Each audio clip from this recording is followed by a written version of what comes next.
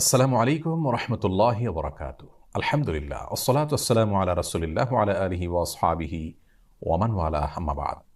সুপ্রিয় দর্শক শ্রোতা ভাই বোন, একটি প্রশ্ন আমাদের অনেকেরই, আর তা হলো মহারণা পরিশোধ করা ছাড়া স্ত্রীকে স্পর্শ করা ইসলামী শরিয়াতে জায়েজ আছে কিনা।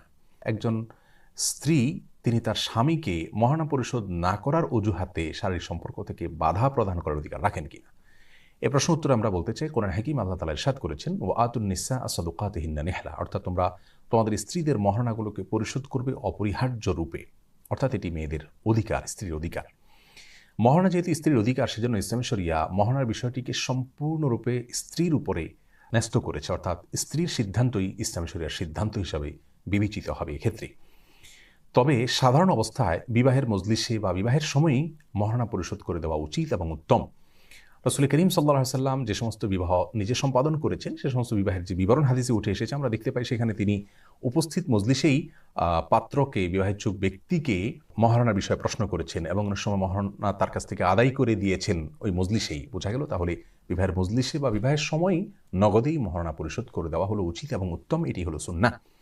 তবে যদি কেউ কিছু মহারণা নগদ তখন পরিশোধ করেন আর বাকিটা পরে করেন, অথবা পরিপূর্ণটা পরে পরিশোধ করতে চান, তাহলে সেক্ষেত্রে সেটি ইসলাম শরিয়া জায়েজ রেখেছে স্ত্রীর সম্মতির ভিত্তিতে। এমনকি স্ত্রী যদি মাফও করে দিতে চান, সেটিও স্ত্রীর জন্য জায়েজ রয়েছে, তিনি মাফ করে দিতে পারেন মহারণা, এবং স্বামী সেটাকে গ্রহণ করতে পারেন। আল্লাহ তাআলা কোরআন কারীমে বলেছেন, ফাইন তিবনা লাকুম আন শাইইম মিনহু নাফসা ফাকুলুহু হানিআম মারিয়া, তোমাদের স্ত্রীগণ তোমাদেরকে যদি কোনো ছাড় দেন তাদের মহারণা থেকে, তাদের অধিকার থেকে, তাহলে সে তোমরা ভোগ করতে পারো।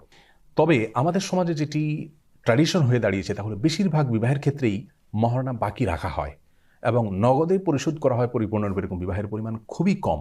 এই জিনিসটি ইসলামী শরিয়ার দৃষ্টিকোণ থেকে মোটেও ভালো কিছু নয়, কারণ একজন পুরুষ বিবাহের জন্য তিনি অগ্রসর হবেন তখনই যখন তার কাছে মহারণার ব্যবস্থা হবে, অর্থাৎ মহারণার অ্যারেঞ্জ করেই তো তিনি বিবাহে নামবেন। কিন্তু মৌলিকভাবে বাসরে যদি স্ত্রী তার স্বামীকে সুযোগ দেন যে তুমি মহারণা পরে পরিশোধ করিও, তাহলে সেটি স্ত্রীর সে অধিকার রয়েছে।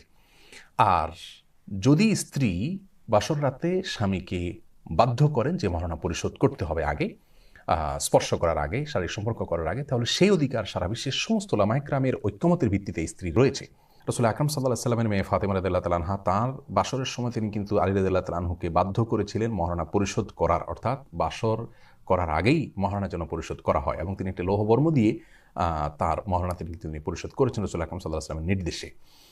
যদি স্ত্রী একবার সে অধিকারকে ছাড় দেন, অর্থাৎ স্বামী পরবর্তীতে পরিশোধ করবেন সেরকম প্রতিশ্রুতির ভিত্তিতে বা স্বামীর প্রতি সুধারণার ভিত্তিতে যদি ছাড় দেন এবং শারীরিক সম্পর্ক হয়, তাহলে পরবর্তীতে আর কখনো মহারণা পরিশোধ যদি স্বামী না করেন, টালবাহানা করেন, ঘোরাঘুরি করেন, তাহলে সেক্ষেত্রে স্ত্রী শারীরিক সম্পর্ক করা থেকে স্বামীকে বাধা দিতে পারেন কি না।